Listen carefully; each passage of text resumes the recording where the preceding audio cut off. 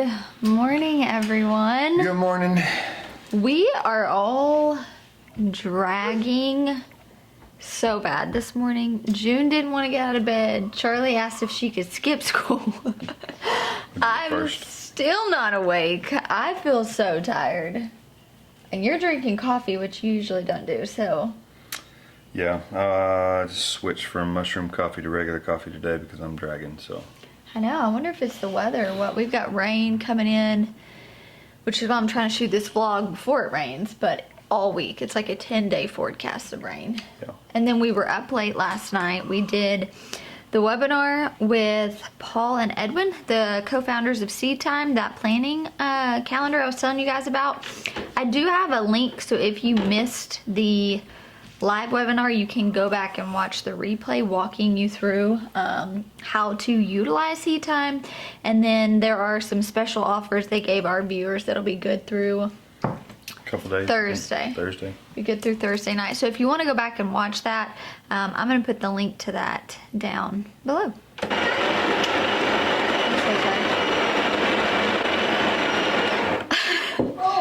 Alright, babe, what's your plan today? I'm going to take them and show them the cottage garden, what's going on in the greenhouse. I got to feed goats. I have got about 70 orders to fulfill. I'm behind. And a lot of this is Mother's Day, so I'm getting every one of those out today. That way you all get your stuff by Mother's Day. Yes, so. Today's the last day to order Mother's Day bundles and get them in time. So, yeah, that's... And I want to make coffee with you. You want to make coffee and you want to stay inside and play. I'm going to make coffee with you, Mommy. Okay. No work for me on the hot tunnel today. Oh. Daddy, no! Oh, I'm sorry. June wants her screen time. I'm out. Actually, will you move this so she can sit down and help me make coffee? Here. That way I can bring... Well, you gotta face Mama. Alright, so my agenda is to show you guys... You push this right here, okay? And drop it all in there. Good job, Junie. I want to take you guys out and show you the cottage garden. So Charlie's birthday was Friday. Y'all, it was so magical. Nathan worked so hard to get the string lights done in the cottage garden. I made flower crowns with her and her friends. And it was just so spectacular. The joy on her face was just so amazing. So I do want to go out there and show you that. I lost my helper. So we have got a soft opening for the restaurant we're going for tomorrow, but in between, you know, them opening, I have been able to sell a lot of the stuff in the tunnel. So this week, I actually think tomorrow we're going to be harvesting lettuce for a local CSA. They're going to put our heads of lettuce in there. And so CSA is just community supported agriculture. And the great thing about that is you will see a lot of small farms do their own CSA, but then if they're short something, they'll just pull from other farmers to kind of make up that box. And that's what it is. You buy like, pretty much like a semester at a time, and you're every single week getting X amount of vegetables in a box. So it's actually a really cool thing. And if you have any in your area, it's a great way to kind of get access to locally grown food, and you're also supporting a farmer, which I think is really awesome. And so we're going to be harvesting 50 heads of lettuce for the CSA. We harvested on Friday 20 clamshells of nasturtiums. I'm harvesting nasturtiums this afternoon for a local bakery. It's a sourdough bakery we have in town. So we're moving stuff, even though right now we aren't, you know, moving directly to the restaurant. We've had a lot of other people in the community kind of fill the gap for the time being, which has been really nice. After this week of rain is gone, we can start planting in the new tunnel as well. And so there's just so much going on. You know, it's the springtime. There's so much life on the farm. And there's that hustle. There's the hustle that comes with that. But I feel so good about the season that we're in. The greenhouses look amazing. The cottage garden's coming together. In June, we will be planting dahlias in the raised bed garden. So there's just a lot of life going on, which gets me really, really excited. I absolutely love it.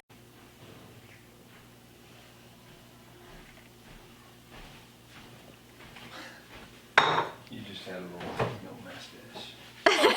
It's kind of cute. I wanted to Love you.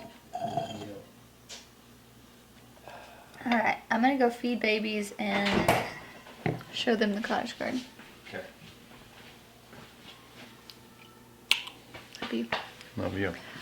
Alright, first stop, let's go feed these goats. I want to show you how big they're getting because they're getting big. Nate, we've got both of the bucks sold, right? Yes, I believe so. They're spoken for. They're spoken for. And then we're keeping Magnolia and Spring, which were the two little does. I am a newbie when it comes to raising goats. And so I don't know, I might be too late when it comes to, hi Lily, dispudding them. So we were gonna do that, mainly just because a lot of people told us they can like get their little horns stuck in fences. Like a lot of people just advised us it would be best to do that. And I know for the males, I waited too late, and I might have waited too late for the females. I don't know, which kind of stinks, but oh my gosh, y'all are fast little things. Hey, okay, let me feed you guys.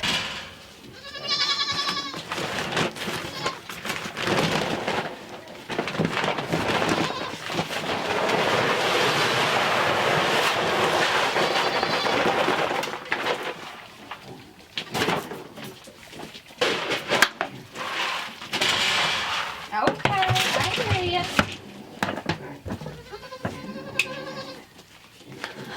I will tell you right now, these mamas don't play. So here's our little doe Spring that we're keeping in Magnolia. And then we've got Buck and Oreo. And these are the ones that are spoken for. So what I have been doing is separating the babies and separating the moms at night. And then I've been bringing in the girls and milking them in the morning. And I'm getting a half gallon. So right now we're kind of already overrun with milk. So we've been freezing some, and the hope is to start making cheese pretty soon. But I've got to like dive in and figure out how to even do that. I am not familiar with making cheese. But right now we're just trying to freeze it, that way, you know, it's not going bad. And we have sold a couple gallons to some friends. Excuse you, just step right on me, girlfriend. So that's exciting. And then I'm letting the moms just feed them throughout the day. And then I'm not doing that afternoon milking. That was what I found was really challenging. I know a lot of people don't get into dairy animals because they don't want to be tied down. The morning milking routine's super simple. That part was really easy for me. It was being home around the same time in the evening that proved really, really challenging for me. It was being home in the evening that was the most challenging for me. And so once we kind of figured out that routine that worked well for us, me milk in the morning, kids share during the day, separate at night, and we're just putting in feed and water for the babies at night. But obviously they're at the point where they are eating grass, hay, grain. They're doing all the things, but they are so good. They're so sweet. June is still just as smitten as the day they were born. She's out here every single day. I think Magnolia is still my favorite. She's just so cute. Look at her. Alright, I'm gonna let them eat. I'm gonna grab my coffee and take you guys to the cottage garden. You hear the pigs, they're still in here. Hopefully we'll be moving the little pigs soon. They're doing really, really good though. Oh, there's the sun. There's the sun. This coffee, you guys, hi Fern. Last time you did this, I broke out in hives. So I've been drinking coffee about twice a week. Hi, sit, good girl. And so when I do drink it, oh, it hits a little different, y'all. It is so stinking good. So I want to first show you guys my climbing roses. I'm going to show you guys this. Many of you asked to see our arbor. So these are David Austin climbing roses. The variety is Tangerine Skies. They're absolutely stunning.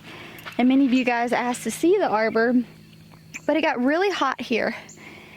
And most of the roses put on, you know, blooms, but then it dipped down and got really cold. And ever since then, it really rocked my roses. I didn't know if they would even produce at all. But I'm happy to report that we do have some, but not near as many. And most of the buds are all kind of on the inside of the arbor here. Absolutely stunning. You can see we've got some buds here and things, but not near as full as it usually is, especially, you know, for May. This thing's usually covered. Oh man. But I'm hopeful. I mean, we have a lot right here trying to bud. They smell so good. Oh my gosh, if I could just let you guys smell these. Look at that one peeking in there. Well, a while ago this was going to be stunning, you guys. You could see the lights, you could see all the things, but just envision it. And I'm going to put in some videos from Charlie's birthday because you guys have just been with our family for so long, celebrated a lot of our birthdays, a lot of holidays. You guys have kind of, Charlie's grown up with y'all, you know, and seeing her come so alive during this birthday party as a mama, just, gosh, you know, sometimes we work on the farm and we try to put all these places together that are just beautiful and captivate us. But the truth is, oftentimes I don't think that my kids appreciate those areas. And then to have a night like Friday night where I'd put so much of myself into getting this garden ready for her. Nathan and Caleb spent days hanging the lights. Like, there was just so much that we put into making this night special for her. And seeing how she reacted, man, I was just filled with joy, filled with emotion. Like, it was a very emotional night for me. And I'm hoping that kind of sharing this glimpse with you guys, you can see how special it is. And I say that to say, cultivate those places. I was kind of gung-ho on putting an emphasis on the cottage garden. And I know it didn't quite make sense because we had all these other areas on the farm that really needed our time and attention. We're not selling anything out of here. This was all just for leisure. But I just felt that yearning, that desire to cultivate a space that we could go in and really rest. And so I have spent months working on this space. Nathan has spent months working on this space. We had our first family dinner out here the other night. The girls come out here every single day. Charlie gets home from school. She always comes out here. She's looking for lizards. It's proven to just be such a gathering place for us that I know that that was the right decision to cultivate this space for our family. And it's just been so sweet. So I can't wait to share it with you guys. All right, so without further ado, the space I've been waiting to show you all for so long. Let's go take a look. All right, I had Charlie's little happy birthday sign, which I need to take down. But we had it all strung up with little balloons. All right, let's take a look.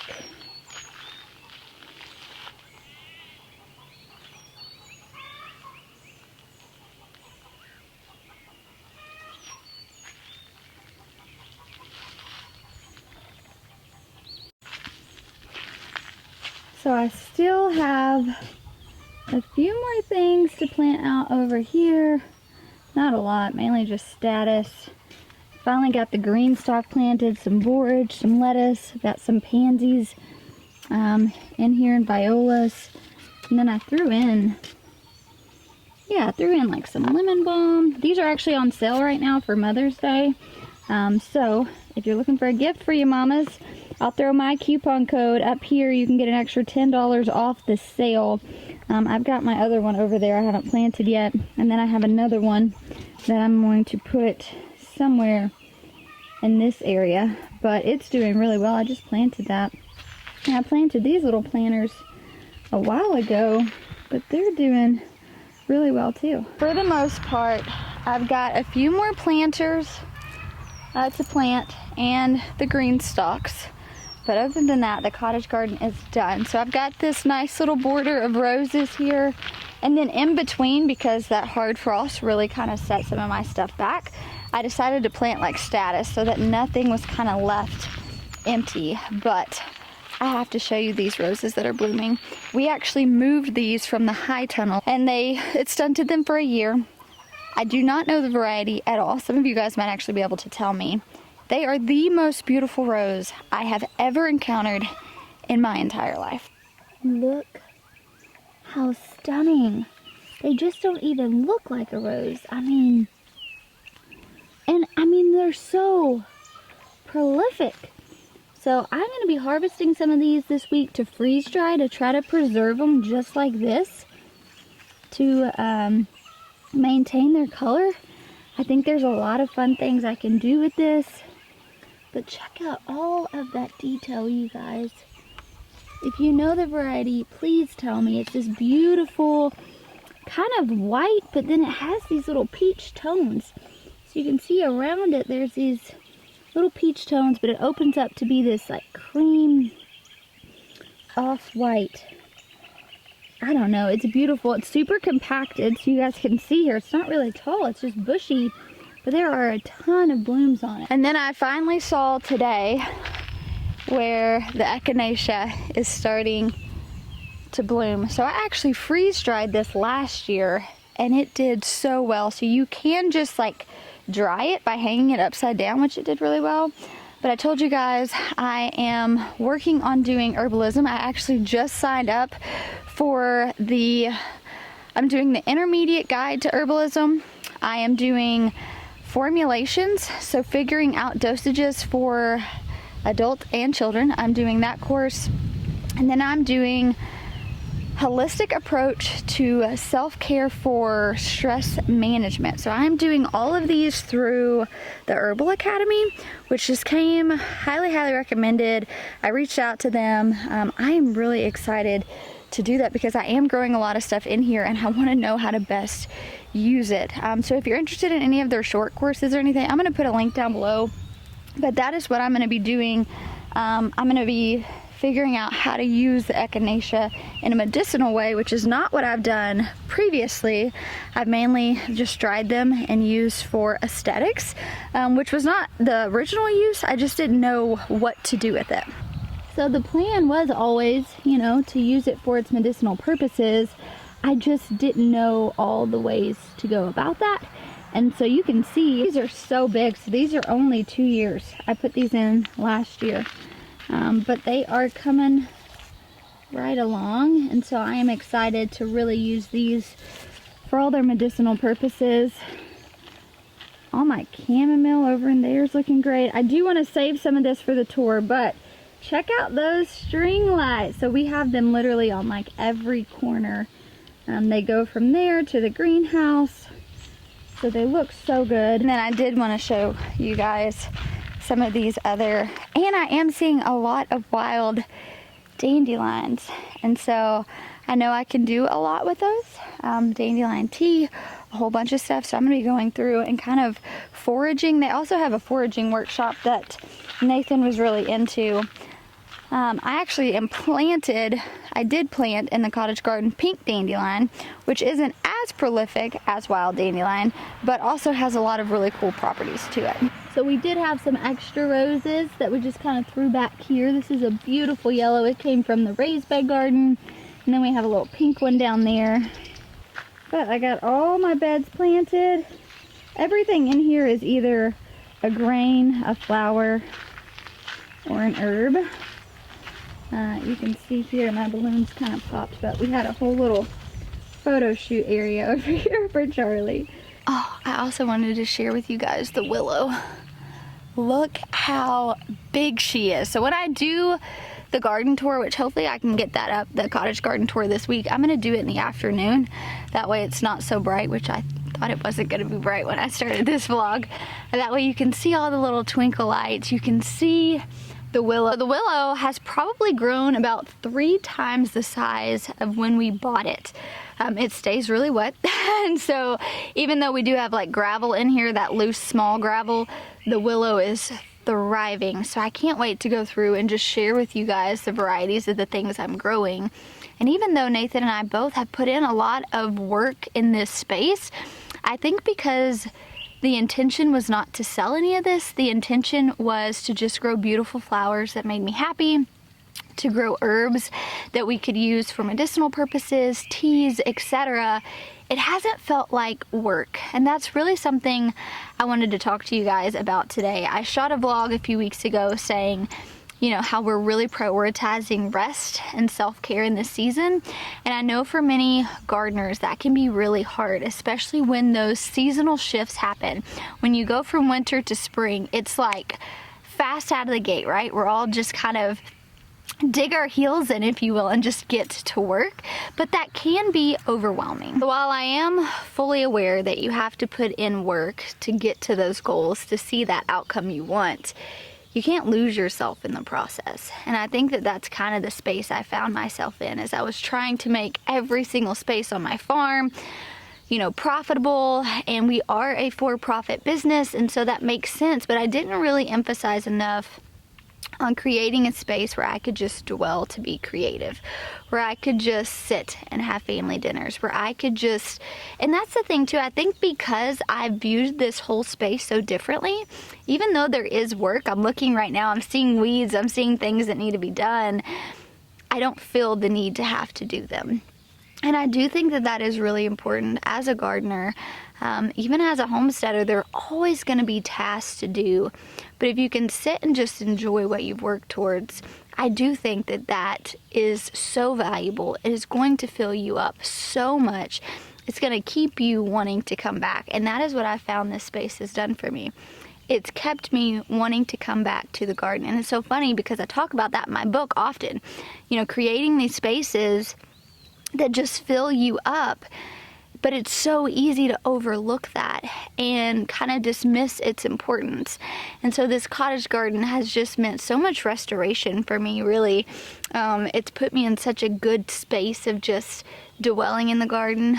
We come and we drink a glass of wine at night in here, and we'll eat dinner, and we'll just listen to the birds. We have bats here really bad for some reason this spring, and so we'll just like watch the bats swoop in and out. And it's just been so good. And so I hope that seeing this space on my farm encourages you to create a space like this. And it doesn't have to be as large as a cottage garden. It could literally just be putting a table in the middle of your garden where you can just sit and listen to the birds and drink your morning coffee, or whatever that is, whatever that might look like for you. But I have found cultivating this space was worth all the time and energy Nathan and I have put in here.